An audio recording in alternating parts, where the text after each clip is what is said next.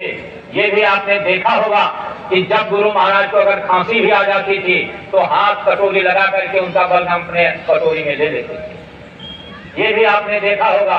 ये भी देखा होगा कि जब गुरु महाराज नामदान दे देते थे तो नामदान देने के बाद में इन्हीं से कहते थे कि सबको फिर से नाम रटा दो, सबको नाम दोहरा दो, फिर से सुमरन ध्यान भजन करा दो। और जो गुरु महाराज लोगों के दुख तकलीफ बीमारी शादी विवाह का सारी मुंडन छिंदन की बात बताते थे, कुछ दिनों के बाद धीरे धीरे जब शरीर अस्वस्थ हुआ तो जो भी पूछने गए सबसे कहा जाकर के तिवारी से बराबर कहते थे आप सब लोगों को पुरानी बातें याद करो, पुराने गुरु भाइयों, ये बराबर कहते रहे। यही बाबा जी महाराज बगल में बैठे हुए 2012 में होली का आखिरी सत्संग चल रहा था। गुरु महाराज ने कहा कि प्रेमियों इनको पहचान लो, इनका नाम उमाकांत तिवारी है। कहा इनको पहचान लो, इनका नाम ये है। और ऐसे अपने सर के ऊपर हाथ घुमाया गुरु महाराज ने, कहा कि इनका ये दफ्तर 24 घंटा खुला रहता है। अगर ये सत्संग आपको याद ना आ रहा हो तो अब तो इलेक्ट्रॉनिक मीडिया का जमाना है, वो 2012 का सत्संग रिसर्च करो, होली का सब आप अपने आंखों से सुनो देखो। ऐसे असर पर हाथ घुमाते हुए कहा कि इनका ये दफ्तर 24 घंटा खुला रहता है। फिर कहा कि मेरी जो भी सेवा होगी इनको दे दोगे तो मुझे मिल जाएगी। दोबारा फिर कहा कि प्रेमियों मेरी छोटी बड़ी सेवा जो भी होगी इनको दे दोगे मुझे मिल जाएगी। इनका दफ्तर 24 घंटा खुला रहता है। तो जो कोई समझे सैन को तासे कहिए बैन, और सैन बैन समझे नहीं तासे कुछ ना कहें। अब गुरु ने एक इशारा किया और हम आप नहीं समझ पाए। दफ्तर ये 24 घंटा किसका खुला रहता है? उस प्रभु का, उस प्रभु का दफ्तर जिसके दफ्तर में सदा गुनाहों की माफी होती रहती है, उसका दफ्तर खुला रहता है। और सेवा गुरु महाराज को, सेवा बाबा जी को दोगे और मिल जाएगा गुरु महाराज को। इसका मतलब क्या हुआ?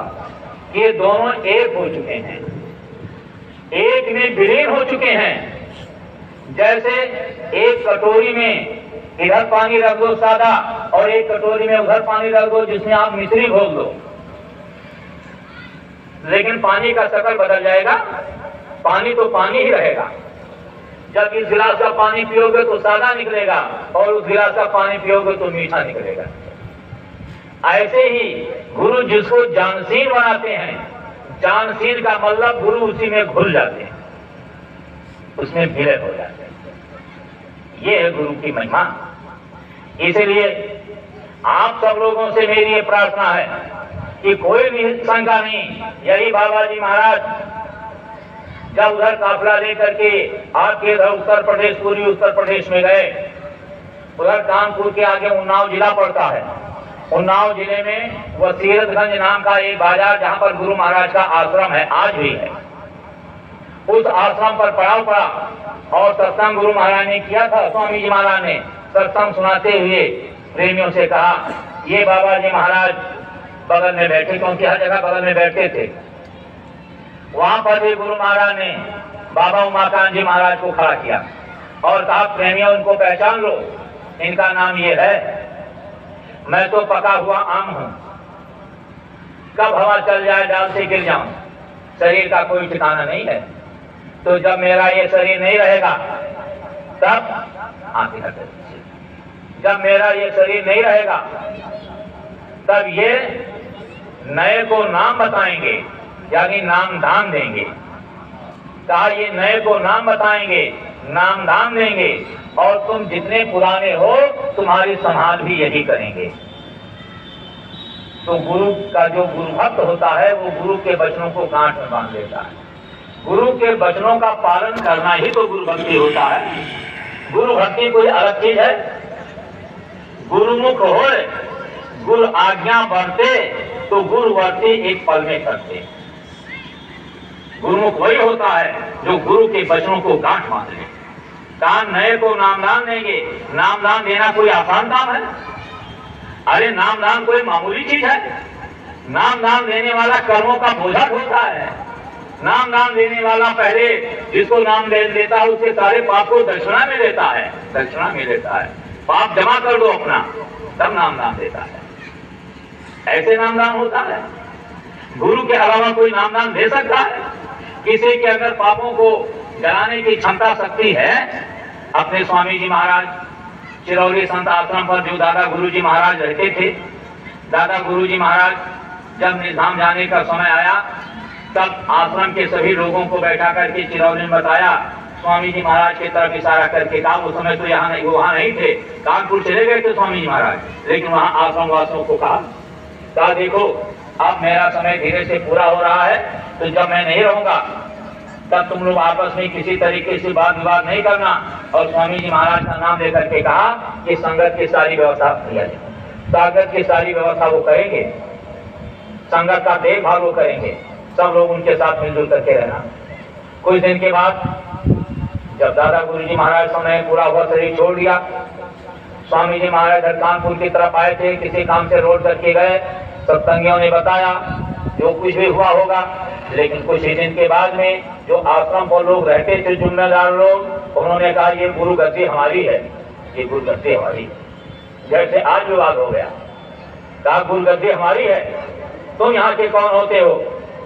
तो गुरु महाराज ने हाथ जोड़ा लोगों से, कहा गुरु भाइयों में कोई झगड़ा नहीं, कोई झगड़ा नहीं, हम चले जाएंगे, क्योंकि जिस डाल में फल लग जाता है वो डाल सूख जाती है। चले गए वहां से, स्वामी जी महाराज छोड़कर चले गए।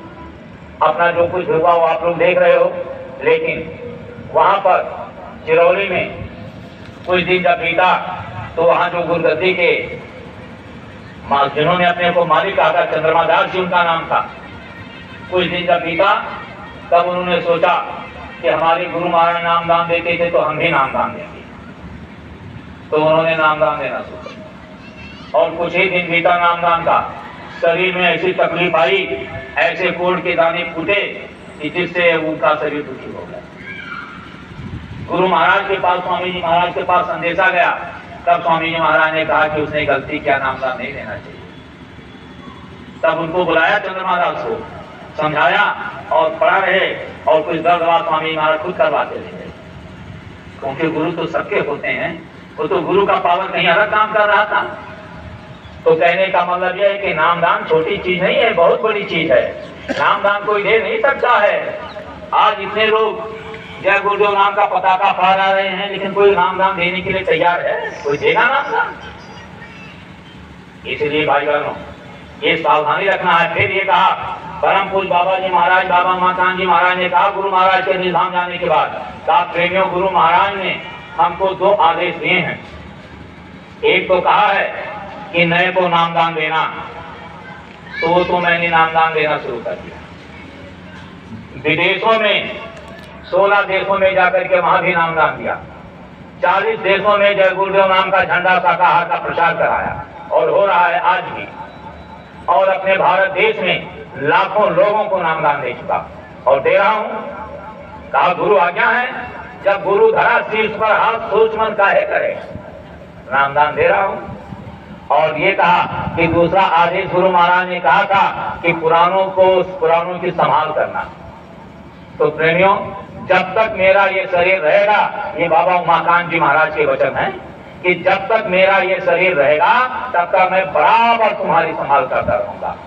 कहा मेरा इस धरती पर कोई दुश्मन नहीं है, मैं तो सबको अपने हृदय से मानता हूं, सबको अपने। और तब तक मैं, जब तक शरीर में सांस रहेगा तब तक मैं संभाल करता रहूंगा। और इसी दरमियान सत्संग सुनाते हुए बाबा जी महाराज ने, बाबा उमाकांत जी महाराज ने सत्संग में कहा कि प्रेमियों, मेरी तो ये इच्छा है कि जितने भी गुरु महाराज के नामदानी हैं, इसी जन्म में सबको पार कर दिया जाए, ये कहा। और ये भी कहा कि जितने नए लोग नामदान ले रहे हैं, अगर इन्होंने भी संकल्प बना लिया तो इसी जन्म में उनको भी पार कर दिया जाएगा। तो पार करने का पावर गुरु के अलावा किसी दूसरे में होता है? जब साफ साफ वक्त का सदगुरु कह रहा है कि मेरी इच्छा है कि सबको पार कर दूं, तो जिसके हाथ में पार करने का पावर है उसके ऊपर कोई शंका करनी चाहिए? कहा कि संहार किसको कहते हैं? ये मन में जो शंकाएं पैदा होती है प्रेमियों, इस शंका को दूर करो। संभाल का मतलब बहुत बड़ा होता है। संभाल, जैसे गुरु ने जब कहा कि संभाल तुम्हारी ये करेंगे, तो जिस तरीके से जब गुरु महाराज से हमारी आपकी संभाल होती थी, सत्संग सुनाते थे, सेवा कराते थे और पापों को दूर करते थे, कष्ट मुसीबत में मददगार होते थे, जब संभाल की बागडोर जिनके हाथ में सौंप दिया, अब उसी काम को वही तो करेगा। संभाल का मतलब जो वो करते थे अब वो करेंगे, अब वो सत्संग सुनाएंगे, अब वो हमारे आपके पापों को धोएंगे, अब वो हमको कर्मों से छुटकारा दिलाएंगे, वो हमारी सेवा लेकर के, सेवा करा करके हमको भवसागर से पार वो उतारेंगे। तो जिनके हाथ में पार करने की ताकत पावर गुरु महाराज ने दे दिया, उनसे प्रेम करना चाहिए कि नहीं करना चाहिए? उनको हृदय में बसाना चाहिए कि नहीं बचाना चाहिए? भाई बहनों, वक्त गुरु को हृदय में धार तेरे भले की कहूं। आपने सुना होगा गुरु हरकिशन जी महाराज से, यही जो सिखों में अपने गुरु की परंपरा चली है, उसी में गुरु हरकिशन जी महाराज थे। जब कुछ समय बीता और उनका शरीर छोड़ने का समय आया, तो उन्हीं के आश्रम पर एक तेग बहादुर जी रहते थे, उनको तेगा कहते थे, तेगा कहते।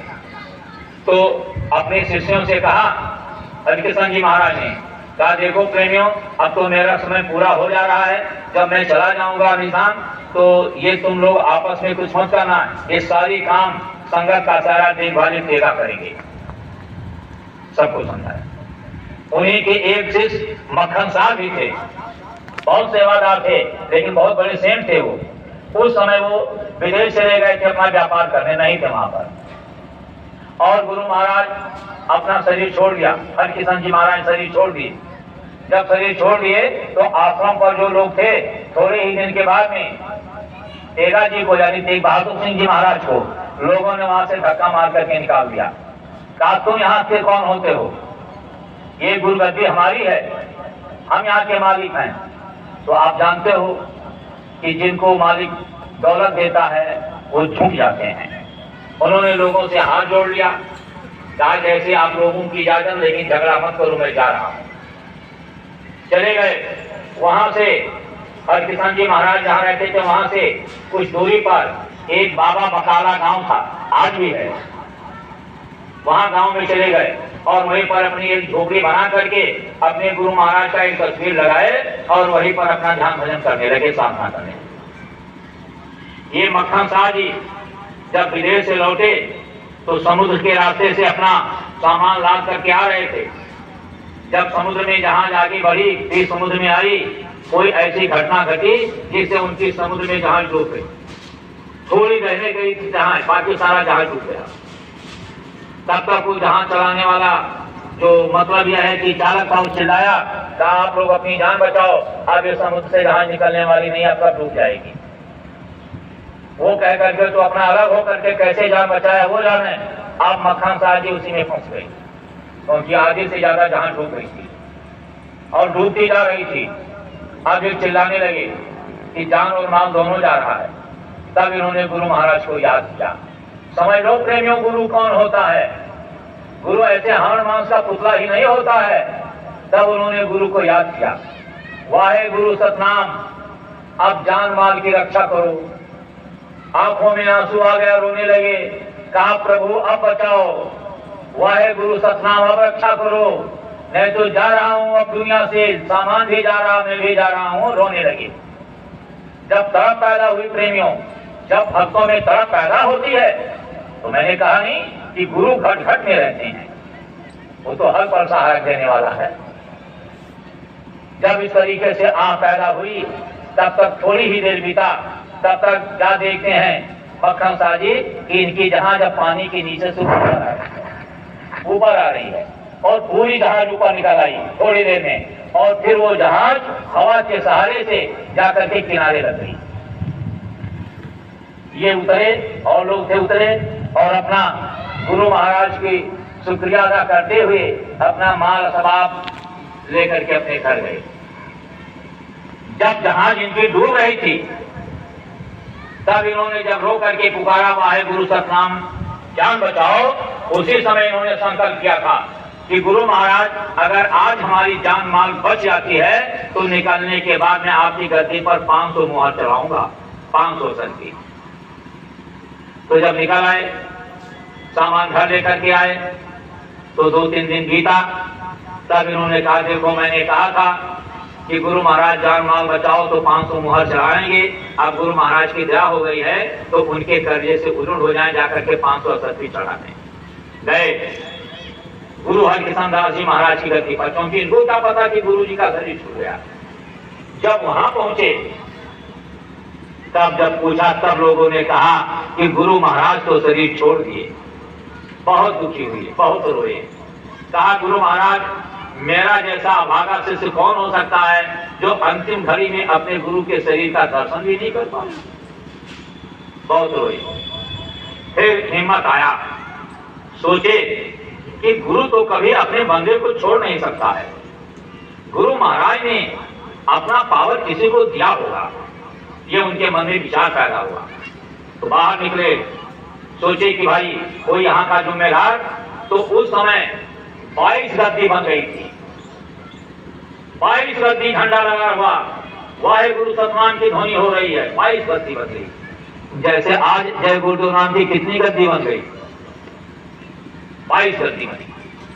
अब ये जहां गए वहां जो गद्दी पर बैठे हुए तो उन्होंने कहा गुरु महाराज ने जिम्मेदारी हमारी दी है, ये गुरु गद्दी हमारी है। तो वहां पर इन्होंने 5 असरफी चढ़ा दिया। फिर दूसरे पर ये उन्होंने कहा नहीं हमारी जिम्मेदारी है, हमको हुक्म दे गए हैं, तो वहां पर भी 5 चढ़ा दिया। ऐसे सभी गद्दियों पर गए और सब लोग यही कहते रहे कि गुरु महाराज हमको आदेश दे गए, हमको दे गए। तो जहां जहां गए सब पर 5-5 चढ़ाते गए, क्योंकि मन में उनके पक्का विचार ये था कि गुरु महाराज किसी एक को आदेश दिए होंगे, ये भाव था उनके। लेकिन अब पता नहीं चल पाया, तो 22 पर ये 5-5 मुहर चढ़ाते चले गए। और पूछा अब यहाँ कोई गद्दी कहा नहीं। फिर ये निराश होकर घर चले गए। जा रहे थे रास्ते में, तब तक कोई एक बुढ़ा आदमी मिला, बातचीत हुआ। तो कहे वहां मैं गया था। अरे कहा तो वहां पर क्या हुआ? तो उन्होंने बताया कि गुरु महाराज हमारे चले गए, 22 गद्दी बनी थी, हमने सभी का दर्शन किया, सब पर मुहर चढ़ा दिया। अरे कहा भाई जब सब गद्दी गए तो मैं एक बताता हूँ, वहां से आगे चले जाओ, एक बाबा बकाला है गांव, वहां पर भी एक वाहे गुरु सतनाम की गद्दी बनी हुई है। तो जब सब पर गए तो वहां भी चले जाओ। तो उन्होंने सोचा भाई सही कहते हैं, जब सब हो गया तो एक ही कौन छूटा, वहां भी चले जाए। तो वहां भी चले गए, बाबा बकाला पहुंचे। वहां गुरु हरकिशन दास जी महाराज का तस्वीर बाहर लगा हुआ था और बाबा तेग बहादुर जी तो अंदर अपनी झोपड़ी में साधना भजन करते थे। तो गए गुरु महाराज के तस्वीर के सामने मत्था टेका और 5 असरफी चढ़ा और मत्था टेक करके वहां से चल। तो वहां जो सेवक बैठे हुए थे वो सेवक इनका नाम पता पूछे और वो असरफी लेकर के अंदर में गुरु जी बैठे थे तेग बहादुर जी महाराज, उनको दिया। कहा महाराज एक मक्खन शाह नाम का सेठ आया है, वो ये 5 असरफी चढ़ा करके और जा रहा है। तो जैसे मक्खन शाह का नाम सुने जैसे गुरु तेग बहादुर जी चौंक पड़े, क्योंकि उनके गुरु भाई तो थे वो। और वो मक्खन शाह बहुत सेवा करते थे, सेठ थे लेकिन बहुत छोटी से छोटी सेवा। तो जान गया अरे वो तो बहुत सेवादार था मक्खन शाह। तो ये किसने दिया? कहा मक्खन शाह चढ़ा करके गए हैं। कहा बुलाओ बुलाओ बुलाओ उसको बुलाओ। अब दौड़ करके गया प्रेमी, बुला करके लाया। अंदर गुरु जी बैठे थे तेग बहादुर जी। जब वहां सामने गए तो गुरु तेग बहादुर जी ने मक्खन की तरफ देखा। अरे कहा मक्खन, मक्खन तूने मुझे पहचाना नहीं? मैं तेगा हूं, तेगा तेगा। अरे मक्खन तू कब से बेईमान निकल गया? बोल बोल, कब से तू बेईमान निकल गया और झूठ भी बोलने लगा? अरे तू तो बड़ा सेवादार था, जब गुरु जी थे और तू आता था तो कितनी सेवा तू करता था, और आज तू बेईमान निकल गया, तेरे ईमान नहीं रह गए। अब मक्खन साहब बिल्कुल औचक हो गए। कहा आप ये क्या कह रहे हो, मैं बेईमान क्यों हूं? अरे कहा तो तेरा जैसा बेईमान कोई मिलेगा? इतना तेरा कृपणता छा गई और तेरा ईमान खत्म हो गया, गुरु जी के जाते ही तेरा ईमान खत्म हो गया।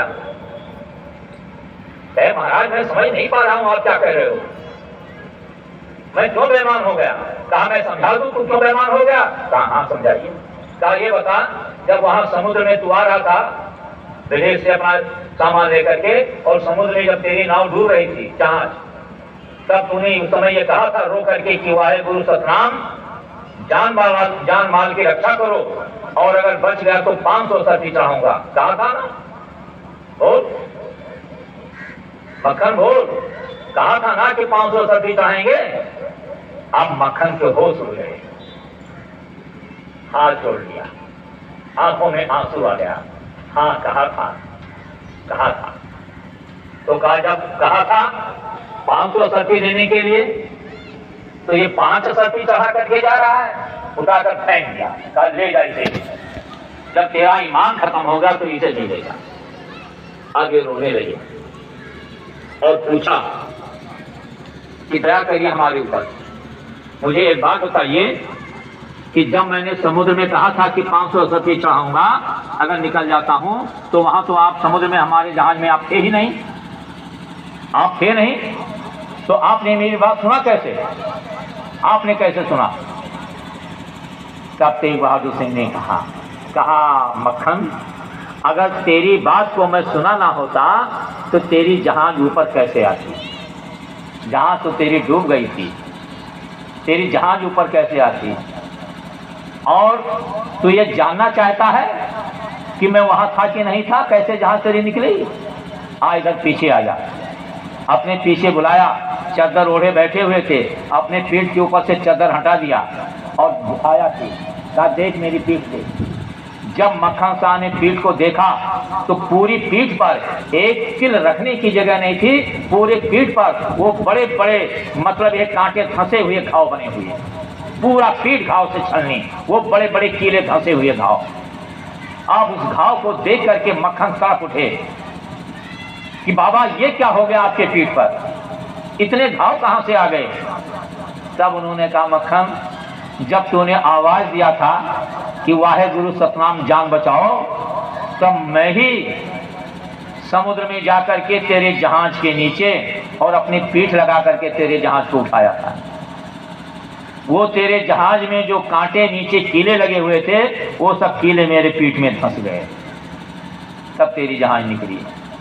जैसे इतनी बात सुने तैसे मक्खन साहब तड़प उठे, गिर गए चरणों में और कहा वाह मेरे गुरु हरकिशन यहां आकर के बैठ गए, यहां आकर के छुप गए, और तुरंत बाहर निकले और दुनिया के लोगों के बीच में चिल्लाना शुरू किया कि पायो रे पायो, आज मेरा गुरु हरकिशन यहां बैठा हुआ है तेग बहादुर के रूप में, यहां मेरा गुरु आ गया। हे दुनिया वालों, मेरा वक्त का गुरु यहाँ बैठा हुआ है, जगो जगो दुनिया वालों, गुरु यहाँ बैठा हुआ है, गुरु यहाँ बैठा हुआ। दुनिया को बताया, ये है वक्त गुरु की महिमा। इसीलिए महात्माओं ने कहा है कि वक्त गुरु को धार तेरी भली की कहूँ। हे भाई मानो, ये समय शरीर चला तो जाएगा, फिर दोबारा मिलने वाला नहीं है, ये अवसर क्या बार बार मिलेगा? एक बार अगर चूक गए तो फिर आगे जन्म मिले, गुरु मिले ना मिले, यदि मिले तो पहचान ना कर पाए। और ये भी कहा है कि कहीं भूल हो गई और यज्ञ बन गया पाप कुछ से, तो नरक कुंड में पड़ दो। अगर कोई भूल में पाप बन गया तो फिर नरक जाना पड़ेगा, फिर ये ना मनुष्य शरीर मिलेगा, ना ऐसे समृद्ध गुरु मिलेंगे, और ये जो मौका आया है, आया हुआ मौका हाथ से निकल जाएगा। चूक जाओगे तो सिर्फ पछताओगे और हाथ से आया मौका चला जाएगा। इसलिए आप जितने भी गुरु भाई बहन नए या पुराने हो, सबसे मेरी प्रार्थना है कि सब उतर, सब संशय त्यागी, भजिए गुरु पद सो परम सफाई। वह गुरु को हृदय में धारो। समय बहुत खराब आ रहा है। बाबा जी महाराज बराबर, बाबा उमाकांत जी बराबर दुनिया को संदेश दे रहे हैं कि प्रेमियों, समय बहुत खराब आ रहा है। कोरोना जो तुमने देखा है, कितनी जानें चली गई, लोगों को बचने की उम्मीद खत्म हो गई थी, सब लोग आशा तोड़ चुके थे। ऐसा समय सामने आया था कि अगर पति को कोरोना हो गया तो पत्नी करीब नहीं जाती थी, पत्नी को हो गया तो पति नहीं करीब जाता था, बेटे को हो गया तो बाप करीब नहीं जाता था। वो दिन हम आप सब लोगों ने अपने आंखों से देखा है। लेकिन बाबा जी महाराज ये कह रहे हैं कि वो जो कोरोना आया था वो तो कुदरत का एक टेलर है। अभी तो वो दिन मुसीबत के आ रहे हैं, वो बीमारियों के दिन आ रहे हैं कि चट मंगनी और पट गया, सोचने का मौका नहीं मिलेगा। क्योंकि कलयुग में कलयुग जाएगा और कलयुग में सतयुग आएगा। हम बाबा जय गुरुदेव के बच्चे हैं, सतयुग लाकर दम लेंगे। ये बाबा जी का संकल्प हो चुका है। कौन से बाबा जी का? बाबा उमाकांत जी महाराज का संकल्प हो गया। इसलिए भाइयों, खुद बचना है और बचाना है। कैसे बचेंगे? शाकाहारी हो जाओ, मांस मछली अंडा शराब खाना पीना छोड़ दीजिए। ये मनुष्य का भोजन नहीं है, ये आसुरी प्रवृत्तियां हैं, ये राक्षसी भोजन है, इसको छोड़ दो। और जो पूजा पाठ करते हो, मैं ये नहीं मना करता हूं कि आप उसको छोड़ दो। सब कुछ करते हुए वक्त के गुरु को खोज लो और नाम का दान आप ले लो। वो प्रभु इस समय वक्त धरती पर है और दुनिया के लोगों को मुफ्त में नाम का दान दे रहा है। और दान लेकर के अपनी गृहस्थी में बैठ करके नाम की कमाई करो। ऐसा सत्संगी अपने गुरु भाइयों बहनों नए पुराने, आपसे भी मेरी प्रार्थना है कि जो धन तुझको दिया गुरु ने, ले उससे कुछ काम और मन तो भजो गुरु का नाम। यही भजन तेरे संग चलेगा। ये नामदान हमने ले लिया, कभी माला हाथ में उठाया ही नहीं। कितने ऐसे नामदानी बैठे हैं भाई और बहनों में जिनको नाम की कीमत का पता ही नहीं है। अनमोल हीरा मिल गया और कौड़ी के बदले छोड़ दिया। ना ये शरीर मिलेगा, ना वो गुरु मिलेगा और ना वो दौलत मिलेगी। फिर ऐसे भटकना पड़ेगा इस संसार में। इसलिए अब चेतो, थोड़ा समय जो बाकी रह गया उसमें चेतो। आप जितने नाम दान लिए फिर भाई बहन बैठे हो, मैं आपसे प्रार्थना कर रहा हूं, 5 नाम 5 रूप 5 स्थान अच्छी तरीके से रट कर याद कर, कोई दिन नागा ना होने पावे। क्योंकि हमको गुरु महाराज का वचन याद है, मैं भी तो उन्हीं से नामदानी हूं। हमको गुरु महाराज का वचन याद है। गुरु महाराज ने कहा था कि रोज रोज करना। अगर बीमार पड़ गए हो तो लेटे लेटे कर लेना, और कहा कहीं जगह नहीं मिलती है तो टट्टी में भी बैठ करके कर लेना, तो भी तुम्हारा भजन मान लिया जाएगा। है पुराने लोगों को याद कि नहीं याद है? जिस गुरु ने ये बात कहा हो और उसके बंदे नाम की कमाई छोड़ करके, सुमरन ध्यान भजन छोड़ करके और आपस में तिथिरकेबाजी करके, ये कैसे वो कैसे, अगर तिथिरके में पड़ गए तो ये मनुष्य शरीर आपका बेकार चला जाएगा। इसलिए वक्त गुरु को धार तेरे भले की कहूं, वक्त के गुरु को धारण करो। जो आज वक्त का आदेश है, गांव वाले भाई मानो, आपसे मेरी प्रार्थना है। वैसे तो आज कार्तिक पूर्णिमा है, कितना बड़ा ऊंचा दिन है आज कार्तिक पूर्णिमा का कितना परम सौभाग्य है। आज तो वक्त के सदगुरु इस समय कटनी में, कल ही से उनका सत्संग और नामदान हुआ, आज भी सत्संग और नामदान हुआ। अब आप तरासते रहो कि जब कभी भी इधर आ जाए, आपको सूचना संदेशा मिल जाए तो चूकना मत। क्योंकि इस बार मनुष्य शरीर से चूक गए तो दोबारा ये शरीर मिलेगा कि नहीं, कोई गारंटी नहीं। इसलिए चूक मत करना। दूसरी बात ये मैं कह रहा हूं, जो सत्संगी भाई बहन अपने गुरु भाई बहन है, नामदानी भाई बहन, खान पान से हमेशा सावधान रहो। खान पान को संभाल करके रखो। ये नहीं है कि नामदान मिल गया तो हमको पार होने का सर्टिफिकेट मिल गया। करोगे तो पार होगे, नहीं करोगे तो फंस जाओगे। इसलिए खान पान पर ध्यान रखो, बाजारों की चटपटी चीजों में मत फंसो और खुद बचो और अपने बच्चों को भी बचाओ। कि बाजारों की चटपटी चीजें आप खाओ और अपने बच्चों को खिलाओ, आपको नहीं पता है कि उसमें क्या मिलाया जा रहा है। बाजारों का जो देसी घी कहते हो, मैं तो आज सबसे हाथ जोड़ रहा हूं कि अगर बाजार का देसी घी नहीं खाओगे तो मर जाओगे। अरे मर जाओगे। इसलिए बाजारों का देसी घी मत खाओ।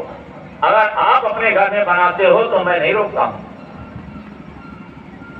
क्या क्या क्या चीज आज मिलावट किया जा रहा है, इसे आपको नहीं पता। इसलिए खान पान, जो सत्संगी हो, नामदान ले चुके हो, आप देखो आपके ही परिवार में 4-10 परिवार हैं, 6 परिवार ने नामदान लिया, 4 परिवार नामदान नहीं लिए हैं, वो मांस भी खा लेते हैं, शराब भी पी लेते हैं, मालूम नहीं खाते पीते हैं, तो बाजारों में इधर उधर खाते पीते हैं, घर में जाते हैं उसी थाली में आप भी खाते हो वो भी खाते हैं, तो उनके कर्मों का दोष आप पर आएगा कि नहीं आएगा? तो समझाओ उनको समझाओ अपने अपने परिवारों में, हाथ जोड़ो कि समय बहुत खराब है, बज रहा काल का डंका, कोई बना बच नहीं पाएगा, बचेगा साधु जन कोई जो सत से लो लगाएगा। उनको समझाओ, उनको रास्ते पर लाओ, और नात बात हित मित्र रिश्ते में आप जाते हो सत्संगियों, आपको नहीं विचार है कि उनका खान पान कैसा है, लेकिन अब नात रिश्ते का मोह है, उस मोह में आप जहां पाते हो खाते हो, तो वो मरने के बाद वो रिश्ता नरक से आपको बचाने जाएगा। उनको समझाओ, एक बार ठोकर मारो फिर वो सुधर जाएंगे।